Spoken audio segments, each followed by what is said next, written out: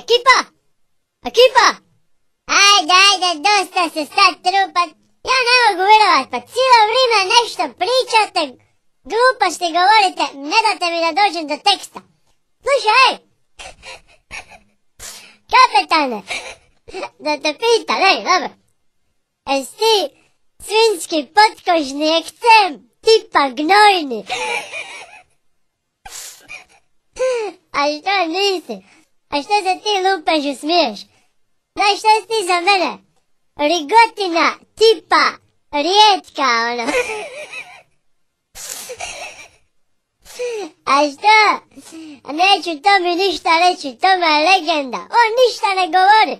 Samo na viljuškaru i trubi one svoje majmunarije pušta pisme. Nego dobro, Toma, tebe sam tija pitao, ne ova dva majmuna. Kako se zove ona pisma, sad se vrti po radiju, ne znam bil mi je tija pustiti. I da nekako ono... Nešto, he was a skater boy, she was a sexy girl, he was nešto good enough for her, nešto tako. Što? Što, brat? A što? Pa otkud sam moga zna budalo da je to ta glupača? Pa otkud ja znam, pa što je? Pa što mi se rugaš? Pa nemoj mi se igrat s emocijama, majmune.